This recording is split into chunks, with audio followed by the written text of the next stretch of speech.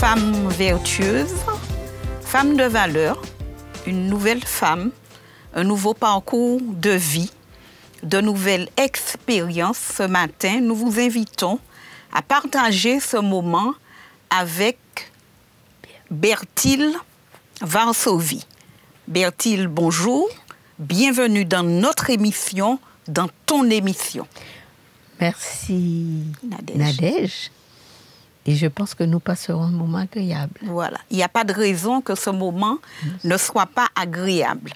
Et pour le rendre plus agréable, je vais te demander de faire appel à tes souvenirs pour me dire, ou du moins pour nous parler un peu de ton enfance. Eh bien, je suis née au quartier Escarvaille de Rivière-Pilotage-Rousseau. Et dès l'âge de 6 ans, j'allais en vacances au Vauclin.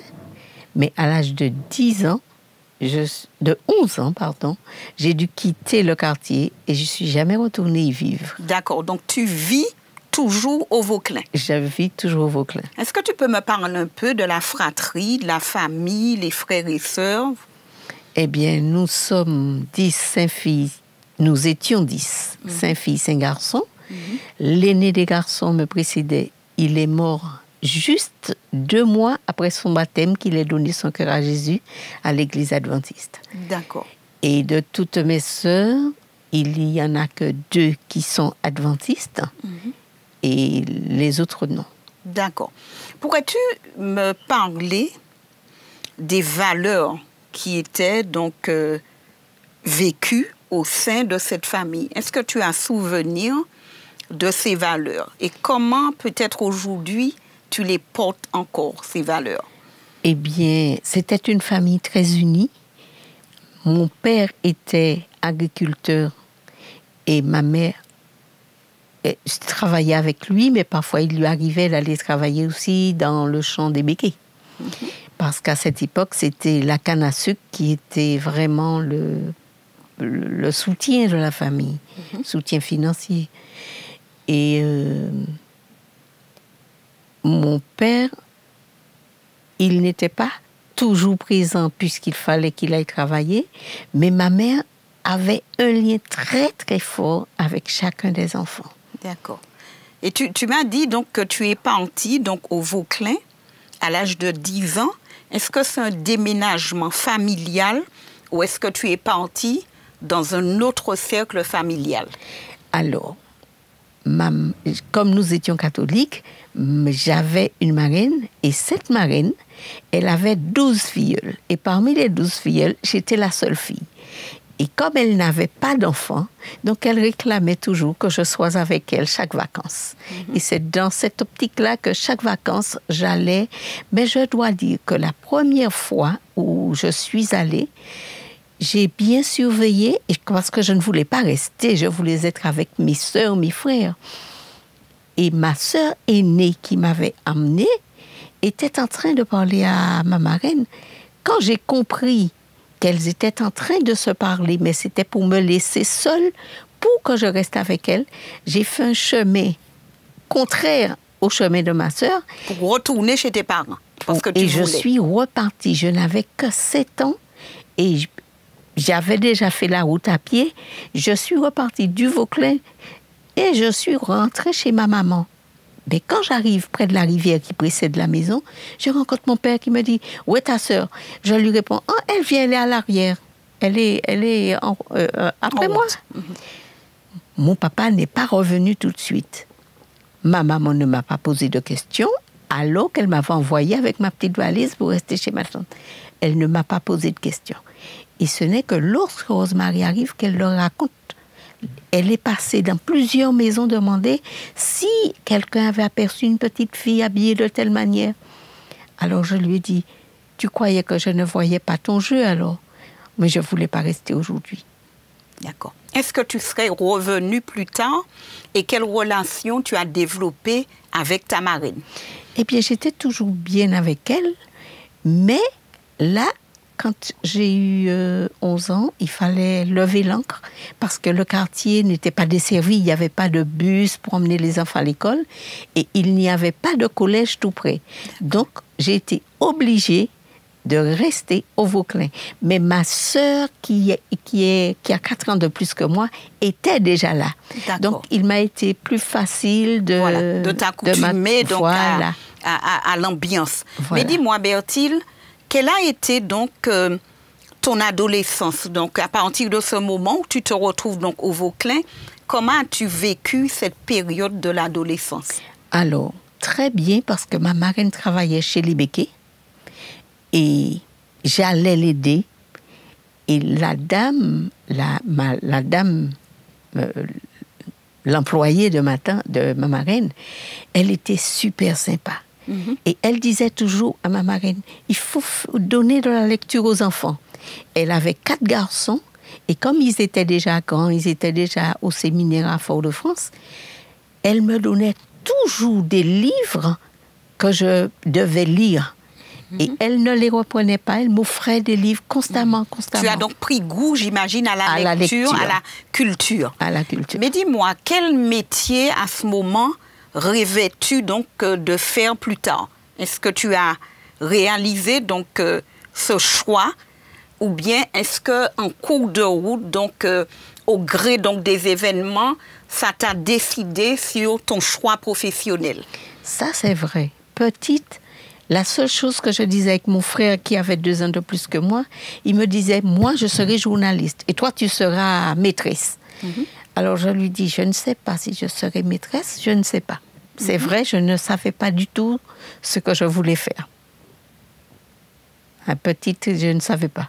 Et après, comment donc s'est dessiné donc le choix professionnel vers lequel tu t'es certainement orientée? Eh bien, quand j'ai eu 16 ans, non, 17 ans, oui, 16 ans à peu près, je suis rentrée au lycée et à ce moment-là, j'étais dans la branche administrative.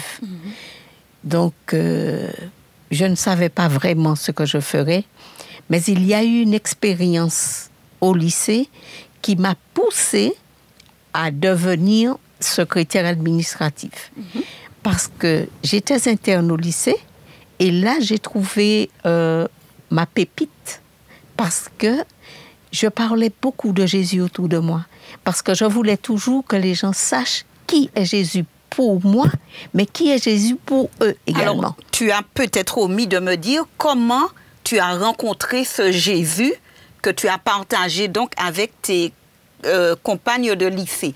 Comment tu l'as découvert, ce Jésus? À quel moment? Alors, j'étais encore petite, quand j'avais 11 ans, j'étais devant la maison de ma mère, à la campagne à Josso, et il y avait une personne âgée qui était morte.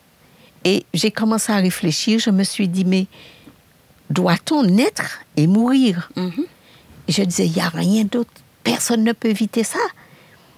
Et vraiment, c'était une préoccupation pour moi. Un questionnement personnel. Un questionnement personnel, comme tu dis.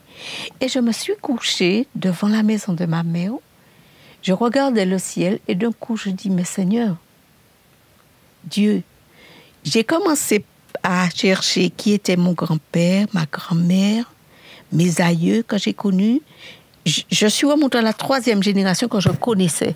Et je me suis dit, mais il y a eu des gens avant nous. Il y a eu ceci, il y a eu cela. Et puis j'ai dit, Dieu, dis-moi, c'est toi qui dois tout savoir. Tu es dans le ciel, je ne te vois pas, mais j'ai l'impression que tu es là à me regarder. Dis-moi, qui est ton père? Est-ce qu'il existe? Et je ne pouvais pas m'empêcher d'avoir un mal de tête durant des mois. Peut-être pendant 3 mois, je me creusais la tête parce que je ne trouvais pas la réponse. Et puis un jour, je me suis dit, il y a sûrement un livre qui doit parler de toi. Et comme je cherchais à l'église catholique, je trouvais des petits missels. Et puis un jour à l'école, comme j'étais déjà rentrée au collège à ce moment, il y avait une fille, comme ça elle s'est mise à me parler de Dieu. Et je lui dis, mais où prends-tu ces histoires? Et elle me dit, dans la Bible. Je lui dis, tu as une Bible? Est-ce que tu pourrais m'en procurer une? Et effectivement, elle en a demandé à sa mère, et j'ai eu une Bible. Et j'ai commencé à lire la Bible, et de temps en temps, comme il y avait une église évangélique non loin de la maison de ma tante, donc j'allais, j'écoutais. Mais je n'étais toujours pas satisfaite. Parce que je ne pensais pas changer de religion. Donc je voulais devenir enfant de Marie. Mais je lisais la Bible et tout. Et un jour, Dieu a permis qu'il y ait une famille qui soit venue au Vauclin. Cette famille, c'était frère Ardel Léon, son épouse Ariès, avec 3 enfants. Mais cette famille t'a permis donc, t'a donné de trouver des réponses à mes questions. Et comme ils étaient adventistes, parce qu'ils venaient, il y avait un couple adventiste qui vivait non loin de la maison de ma tante. Donc, de temps en temps, le frère qui était marin-pêcheur, il venait attacher ses casiers, faisait des trucs dans la cour contiguë à la maison de ma marraine. Et c'est ainsi que nous avons pu lier une bonne amitié. Et les enfants, les 3 enfants me disaient « Mais Bertille, pourquoi tu ne viens pas avec nous à l'église ?» Alors, à ce moment, je me suis mise à bien les écouter. Et j'ai suivi le conseil, je suis allée à l'église adventiste. Voilà. Et est-ce que tu as eu tout de suite une réponse à tes questions à travers l'étude? Eh bien oui, parce qu'il y avait, quand la famille Ardel est partie, il y a eu d'autres familles qui sont venues, la famille Kion, le père de pasteur Kion et tout. Donc j'ai eu vraiment l'opportunité de découvrir la Bible. D'étudier cette parole. D'étudier cette parole-là. Voilà. Nous retrouvons notre invitée, Bertille Varsovie, dans notre émission Femmes vertueuses, Femmes de valeur. Restez avec nous. Femmes vertueuses, Femmes de valeur, une expérience de vie ô combien intéressante avec notre invitée ce matin, Bertille Varsovie. Bertille, nous arrivons au moment donc, où tu allais nous partager une expérience que tu as vécue au lycée et en internat. Et je te laisse continuer. Merci beaucoup. Je me suis retrouvée à l'internat du lycée technique. Et comme j'aimais partager Jésus avec tout ce que je rencontrais, là j'ai retrouvé, j'ai essayé et j'ai trouvé un groupe d'élèves qui voulaient bien étudier la Bible avec moi. Donc je les inscris à la Voie de l'Espérance. Et j'en avais à peu près 42. Et moi-même j'étais surprise, mais tout le monde voulait savoir ce que je connaissais de Jésus et pourquoi je parlais autant de lui. Et effectivement, le mercredi après-midi, il n'y avait pas classe, j'allais à la fédération qui était sur la route de Chelcher, tout près du lycée technique. Et là, je remontais avec toutes mes enveloppes. Et je revenais et je faisais la distribution. J'étais facteur missionnaire. Il y avait des filles qui me regardaient et qui me disaient « Mais tu n'as pas d'autre chose à la bouche. Tu n'as que Jésus, que Jésus. » Eh bien, tu vas me parler de lui. Et au fait, nous étions à peu près 42 dans le dortoir. Et je me suis mise à faire des études bibliques le soir. Et tous les soirs, j'étudiais la Bible juste avant de dormir. Mais moi, je n'avais pas noté que les surveillants qui venaient nous être avec nous, là, qui nous encadraient, étaient attentifs à cela.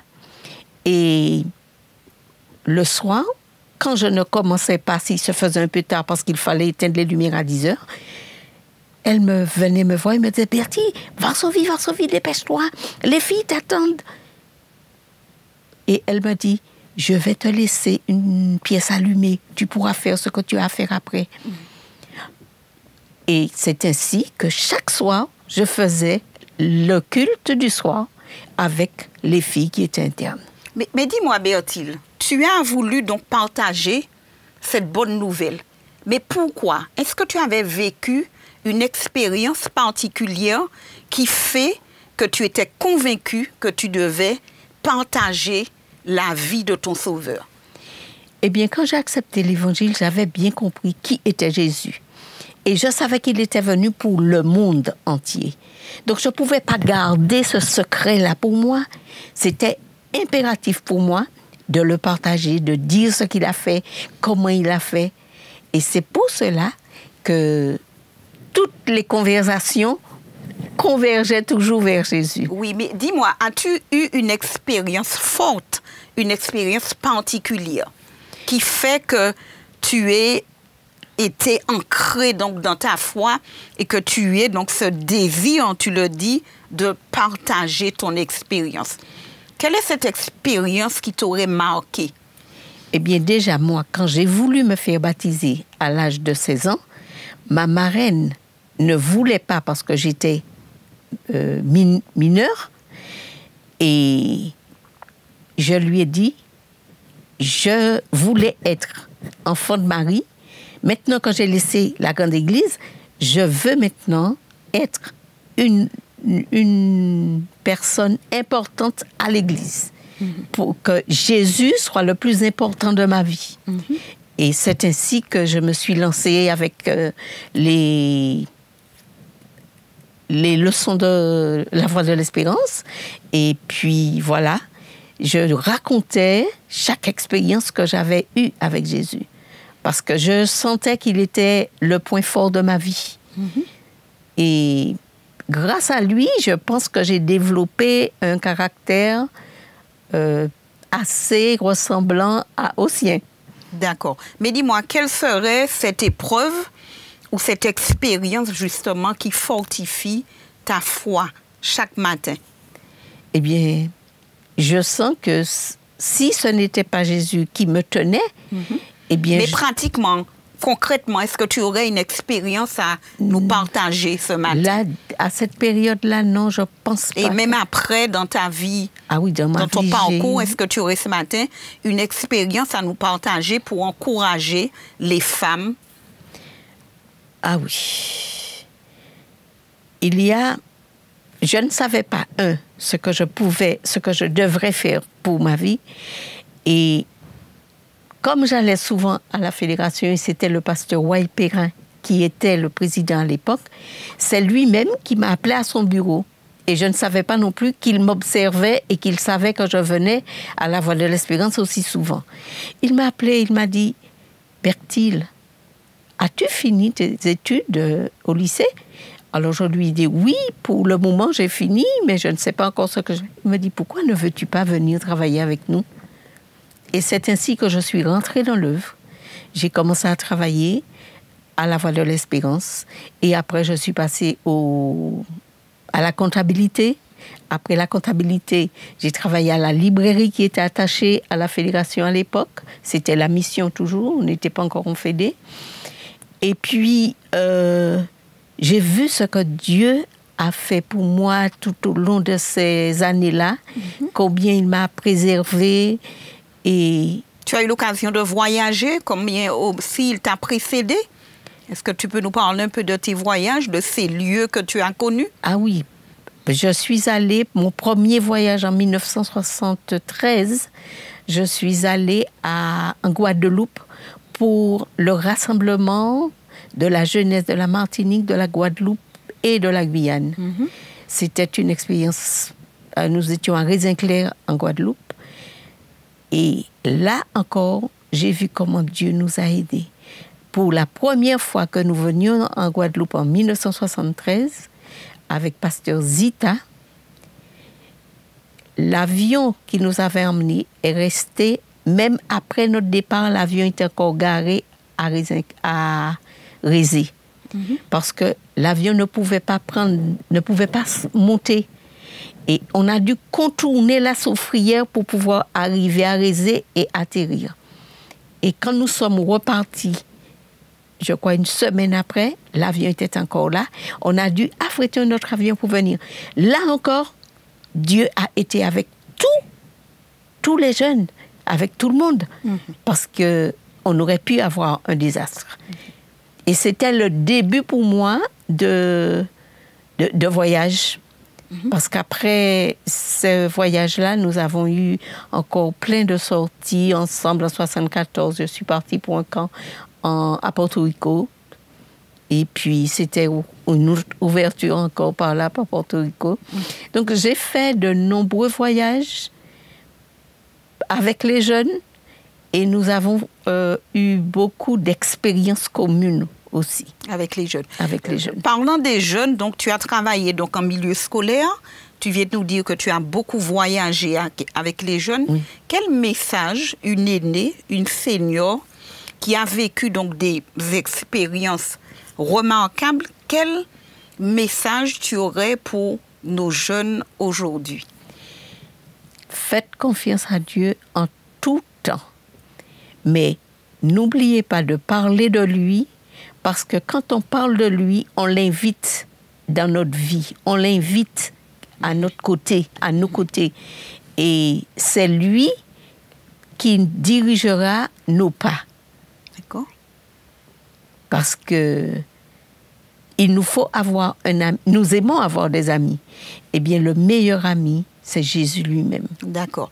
Dis-moi, Berthilde, quel serait donc ton verset préféré, une promesse ou une histoire biblique, donc, qui, j'aime à dire, qui te fortifie, que tu aimes à repasser dans ta mémoire, dans les bons comme dans les mauvais moments, et qui te confirme donc que le choix donc, que tu as fait est un bon choix et un choix éclairé?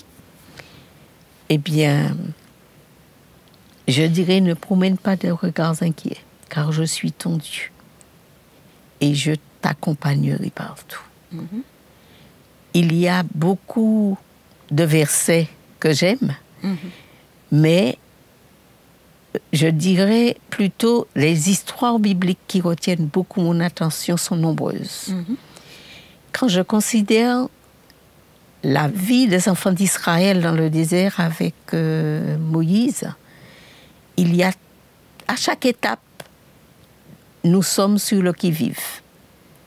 Quand nous voyons comment Dieu dirige un peuple qui aujourd'hui va écouter et demain, même s'ils voient tous les exploits que Dieu fait, ils sont prêts à se détourner. Alors qu'on est aujourd'hui dans une période problématique, critique, quelle implication tu ferais donc à partir de cette histoire biblique? Comment donc tu encouragerais les gens qui pourraient baisser les bras face aux difficultés? Ne crains pas, petit troupeau.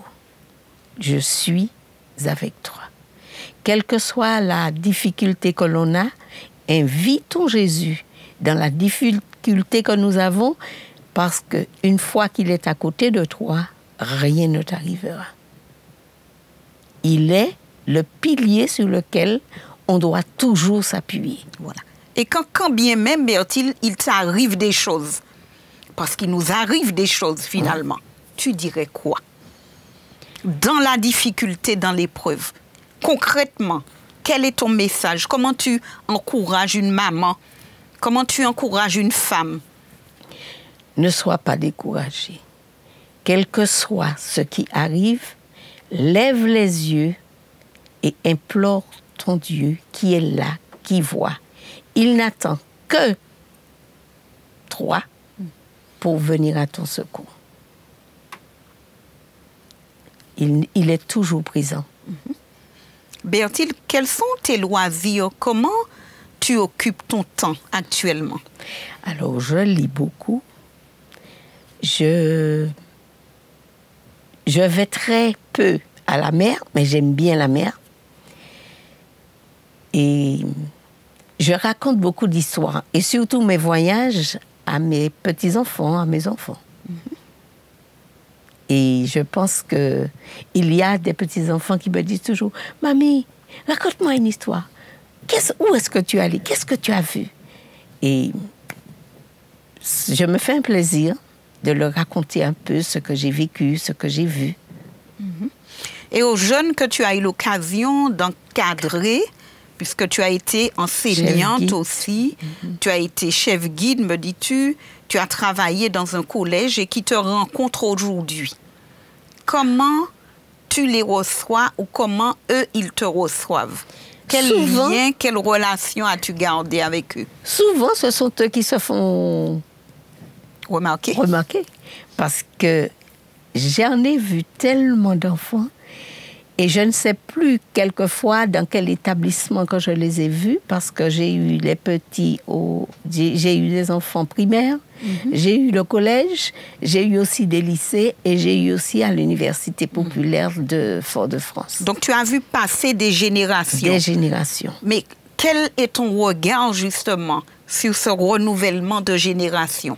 Eh bien, je suis très satisfaite quand je rencontre des jeunes qui me disent qu'ils sont aviateurs, qui sont médecins, je me dis, eh bien, ce que vous avez appris dans nos établissements vous ont bien servi. Voilà. Et j'en suis fière. Voilà. Et dernièrement, j'ai eu la visite d'un parent d'élèves, le père et la mère, qui sont sortis de métropole et ils m'ont appelé très tôt à 7h30 le matin. Ils étaient allés me chercher à l'école Moutachi. Et la surprise, on leur dit, mais non, mais elle est à la retraite. Ils m'ont appelé et ils sont venus me voir chez moi, Vauclin, pour me dire, pour me remercier pour tout ce qui avait été fait pour leur fils. Alors je leur dis, c'est Dieu qu'il faut remercier. Parce que c'est lui qui a donné l'intelligence à votre fils. Il me dit, mais tu ne sais pas. C'est qu'il est aviateur d'Air France maintenant. Alors j'étais super contente. Et il n'y a pas que ce cas. Il y a beaucoup de parents que je rencontre et qui me rappellent qui ils sont. Donc je suis très heureuse quand je rencontre des enfants qui, pour moi, je dis, ont réussi leur parcours. Et comment tu analyserais ton implication, peut-être pas directement, mais indirectement, dans ce parcours de réussite, et puis je devrais dire aussi de réussite ou pas. Tu rencontres des aviateurs, mais il y en a certainement qui n'ont pas pu réaliser une belle carrière et qui sont un peu plus dans la modestie. Comment tu les encourages et comment tu vois encore ton implication à travers même un encouragement que tu pourrais leur donner? Ah oui, je vois beaucoup d'enfants qui parfois ont des difficultés toujours et je leur dis, mais vous vous souvenez quand monsieur tel ou madame tel vous parlait et un sourire arrive sur les lèvres de ces enfants, de ces jeunes. Et cela me fait grand plaisir de discuter avec eux et de revoir un peu le parcours. Et surtout, ce qui me fait plaisir, ceux qui n'étaient pas adventistes et qui le sont maintenant. Alors là, ils ont découvert vraiment leur Rédempteur, leur meilleur ami, et c'est la plus grande joie que je peux avoir. Voilà. Bertil, il est évidemment très facile de parler donc à ceux qui partagent ta foi. Oui. Mais ceux qui ne le partageraient pas et qui seraient vraiment dans des difficultés, qui auraient besoin d'encouragement, comment concrètement les aider? Eh bien, il y a beaucoup de personnes qui ne sont pas adventistes avec qui je prie. Parce que je leur dis, la seule aide nous vient que du ciel. Peu importe la religion dans laquelle nous sommes, si vous êtes collé à votre Dieu que vous aimez, vous chercherez à bien le connaître et vous serez en paix, quelle que soit la situation dans laquelle vous pouvez vous retrouver. Exactement. Je vais te donner l'occasion, donc pour terminer, de partager avec nous quelque chose, une question que je ne t'aurais pas posée, mais que tu penses être important à partager donc avec nos auditeurs. Eh bien, chers auditeurs, bonjour. Découvrir Dieu, c'est la perle la plus importante que nous pouvons rechercher. Dieu, il est présent à tout moment dans notre vie. L'histoire que je vais vous dire est peut-être triste, mais je sais que c'est Dieu qui m'a protégée. Je n'avais que 15 ans peut-être. Je suis allée chez mes parents et j'ai trouvé une situation assez délicate. Ma mère je ne la trouvais pas en sécurité à cette période avec mon père. Et je suis allée voir le premier policier de la commune de Vauclin où j'habitais et je lui ai dit, je veux faire un signalement auprès du préfet. Il m'a demandé, je lui ai expliqué ce que j'avais vu et comment je voyais la situation. Et il m'a dit, OK, il m'a fait la lettre. Et je suis allée avec la lettre voir ma maman. Je lui ai dit, je trouve que cette situation est ambiguë. Alors, il faut que tu fasses quelque chose avant que le malheur n'arrive. Et ma maman a dit, non, je ne vais rien faire. Laisse ton père agir comme il veut. Cela m'avait vraiment rendu triste, m'avait beaucoup attristée. Et j'étais même choquée. Et je suis partie un jour où j'allais à l'école. J'ai pris tout mon sac et tout. Je me suis habillée avec mon uniforme et j'ai tout déposé sur un quai qui avait au Vauclin. Et je suis allée au bout du quai. J'avais l'intention de me jeter à l'eau. Un geste malheureux. Oui. Et j'ai entendu une voix me dire, as-tu pensé à ta maman? J'ai regardé à droite, j'ai regardé à gauche et je vous dis, il n'y avait personne. Il n'y avait que l'eau qui m'attendait et j'étais au bout du quai. Il suffisait simplement de me lâcher. Donc avec recul, comment tu analyses cet événement aujourd'hui? Alors je me dis, Jésus, si tu n'avais pas été avec moi, j'aurais commis l'irréparable. Et il n'y avait personne, et la voix que j'ai entendue, as-tu pensé à ta maman? Même dans la douleur, même dans le désespoir, sachons que Dieu est là. Mais sachons entendre sa voix quand il nous parle. Voilà. Donc ce serait ton message ce matin à tous ceux et celles qui vivent des situations désespérées. Difficile. Ce matin, tu es en train de nous dire qu'il y a toujours cette voix. Voilà. Donc, savoir donc l'entendre. Et savoir donc l'écouter. L'écouter et obéir. Voilà. Berthilde, nous te remercions d'avoir donc partagé avec nous ces expériences, quelquefois malheureuses, plus heureuses, mais qui ont donc façonné ta vie et qui font que tu sois la femme que tu es aujourd'hui. Ah oui. Femme vertueuse, femme de valeur. Nous avons reçu aujourd'hui avec beaucoup de plaisir Berthilde Varsovie et nous vous donnons déjà rendez-vous pour une autre émission. Nous vous disons à bientôt.